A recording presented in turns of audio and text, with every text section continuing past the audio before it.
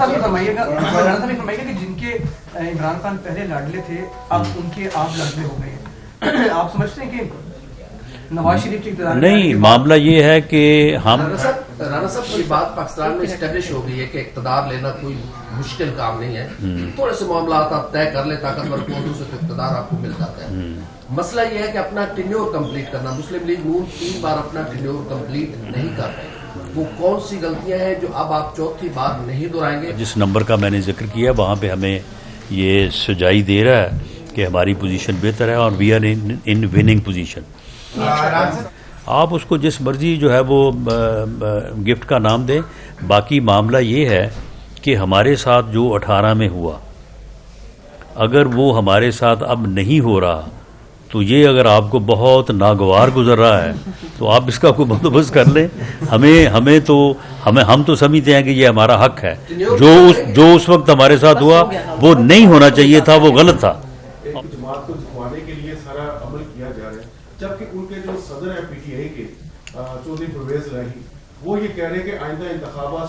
صاف شفاف ہوں گے۔ اس پر آپ کیا کہیں گے؟ یہ دو جو تضاد باتیں ہو رہی ہیں۔ دوسرا ایک اور سوال ہے کہ مسلم لیگ نون آئندہ انتخابات میں جن حلقوں میں لوگوں کو ٹکٹیں تقسیم کرے گی تو وہاں پر جو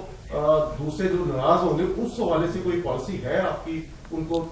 منانے کے حوالے سے؟ جی، آج کی میٹنگ جو ہے اس میں جو ہے وہ یہی چیزیں ڈسکس ہوئی ہیں۔ ہم نے ڈسٹرکٹ کمیٹیز بنائی ہیں جو اپنے طور پہ اپنا سروے، اپنا جائزہ، اپنا انالیسس جو ہے وہ پیش کریں گی پارلیمانی بورڈ کو۔ اس کے علاوہ جو ادروائز سرویز ہیں وہ بھی جہاں کہیں ضرورت ہے وہ ہم کروانے جا رہے ہیں۔ لیکن میں ایک یہ بات بتا دوں کہ جب ہم نے یہ سارا جائزہ لیا ہے تو آلموسٹ 70-80% حلقے تو ایسے ہیں جہاں پہ کوئی جھگڑا نہیں ہے اور وہاں پہ فیصلہ کرنا بھی کوئی مشکل نہیں ہے۔ یہ کوئی 15-20% ایسے حلقے ہوتے ہیں کہ جہاں پہ ہمارے اپنے ہی لوگوں کا آپس میں جو ہے وہ مقابلہ ہوتا ہے، تو وہ بڑے ہم آسانی سے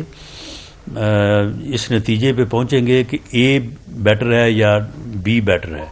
اور جو بہتر ہوگا اس کے مطابق جو ہے اس کا فیصلہ بھی کریں گے اور کوشش کریں گے کہ ان کے مابین جو ہے وہ کنسنسس ہو جائے۔ باقی جو چودھری پرویز الہی صاحب بات کر رہے ہیں یا دوسرے لوگ بھی، ایک طرف تو وہ کہہ رہے ہیں کہ یہ الیکشن فری ہوں گے، فیئر ہوں گے، اور دوسری طرف جب ان کو یہ معلوم ہوتا ہے کہ مسلم لیگ نون جو ہے وہ کامیاب ہو جائے گی تو پھر وہ کہتے ہیں کہ نہیں جی ہمیں ایکول لیول پلینگ فیلڈ جو ہے وہ نہیں مل رہی۔ آپ مجھے بتائیں کہ ہمارے خلاف اگر جھوٹے مقدمے درج ہوں اور وہ اب واپس ہو رہے ہوں یا ختم ہو رہے ہوں یا عدالتیں بری کر رہی ہوں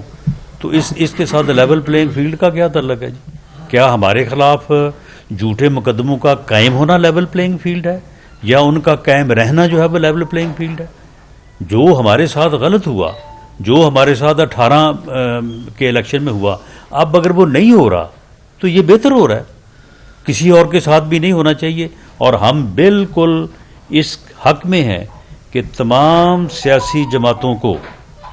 الیکشن میں حصہ لینے کی اجازت ہونی چاہیے۔ ہم کسی جماعت کے اوپر پابندی کے حق میں نہیں ہیں، لیکن اگر کسی نے کوئی جرم کیا ہے، خدا نخواستہ میں اگر باہر نکل کے کوئی کسی جرم کا ارتکاب کرتا ہوں تو کیا مجھے اس لیے نہ پوچھا جائے کہ میں نے الیکشن لڑنا ہے؟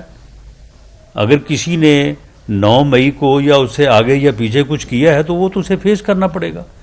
باقی ٹھیک ہے، باقی جو جن لوگوں کے اوپر کوئی الزام نہیں ہے، معاملہ یہ ہے کہ اگر ایک آدمی اسے کسی جرم کا یا پروسیکیوشن کا سامنا ہے اور وہ کسی پہ اعتبار ہی نہیں کرتا،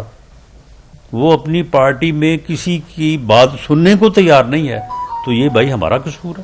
یہ تو ان کی پارٹی کا مسئلہ ہے، وہ اس کو حل کریں۔ رانا صاحب یہ فرمائیے گا کہ جن کے عمران خان پہلے لاڈلے تھے اب ان کے آپ لاڈلے ہو گئے ہیں، آپ سمجھتے ہیں کہ نواز شریف کی اقتدار؟ نہیں، معاملہ یہ ہے کہ ہم لاڈلے اس لیے ہو گئے ہیں کہ ہمارے خلاف جو جھوٹے کیس تھے وہ ختم ہو گئے ہیں۔ کیا جھوٹے کیس ہمارے اوپر قائم رہنے چاہیے؟ اگر آپ اس چیز کو سمجھتے ہیں کہ یہ فیئر ہے، یہ فیئر الیکشن کی نشانی ہے، یا اس بات سے جو ہے وہ لیول پلینگ فیلڈ جو ہے وہ ہو سکتی ہے کہ ہمارے خلاف جو ہے وہ مقدمات جو ہے وہ بننے چاہیے، تو پھر آپ 30 کلو کا تھیلا ہمارے اوپر ایک اور ڈال دیں۔ رانا صاحب یہ بات پاکستان میں اسٹیبلش ہو گئی ہے کہ اقتدار لینا کوئی مشکل کام نہیں ہے، تھوڑے سے معاملات آپ طے کر لیں طاقتور قوتوں سے تو اقتدار آپ کو مل جاتا ہے۔ مسئلہ یہ ہے کہ اپنا ٹینیور کمپلیٹ کرنا، مسلم لیگ نون 3 بار اپنا ٹینیور کمپلیٹ نہیں کر رہے، وہ کون سی غلطیاں ہیں جو اب آپ چوتھی بار نہیں دہرائیں گے؟ اور دوسرا میرا سوال یہ ہے کہ 141 میں سے 120 تو آپ لے گئے سیٹیں، باقی کس بچ گئی؟ وہ کسی کو گفٹ کر رہے ہیں یا کوئی اور جیتے گا؟ دیکھیں، جہاں تک ہمارا تعلق ہے، ہماری اپنی اسیسمنٹ ہے ہمارے اپنے کینڈیڈیٹس کے بارے میں کہ جو اپنے اپنے حلقوں میں، کیونکہ ہم نے بھی جو ہے وہ پارٹی سروے بھی کیے ہیں، ادروائز بھی جو ہے وہ ہم نے سروے فرم سے بھی مدد لی ہے، باقی میڈیا جو ہے وہ بھی ایک بہت بڑا سروے ہے، تو اس کے حساب سے ہماری جو پوزیشن ہے وہ ہمیں جن حلقوں کا جس نمبر کا میں نے ذکر کیا وہاں پہ ہمیں یہ سجائی دے رہا ہے کہ ہماری پوزیشن بہتر ہے اور we are in winning position. باقی جو ہے اب مثال کے طور پہ احمد مخدوم صاحب کی 2 سیٹیں ہیں، تو وہ آپ کو بھی پتہ ہے، ہمیں بھی پتہ ہے کہ وہ آپ کہہ رہے ہیں کہ ان کو کسی نے گفٹ کرنی ہے، تو میرا تو اپنا خیال ہے کہ نہیں، وہ ان حلقوں میں مضبوط ہیں، وہ سن لیں وہ جیتیں گے، تو اس کو آپ گفٹ کا نام دے دیں۔ اسی طرح سے اور جگہ پہ بھی لوگ ہیں جن کی اپنی ایک پوزیشن ہے جو الیکٹیبل کی ٹرم ہے۔ دیکھیں، جو آدمی الیکٹیبل ہوتا ہے یہ کوئی گالی نہیں ہے یا یہ کوئی برائی نہیں ہے، وہ الیکٹیبل جو ہوتا ہے وہ ہوتا ہے کہ جو اس حلقے کے لوگوں کا اس کے اوپر اعتماد ہوتا ہے،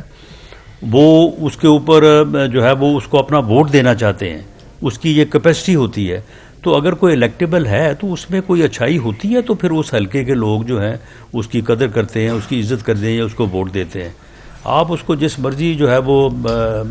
گفٹ کا نام دیں۔ باقی معاملہ یہ ہے کہ ہمارے ساتھ جو 18 میں ہوا، اگر وہ ہمارے ساتھ اب نہیں ہو رہا،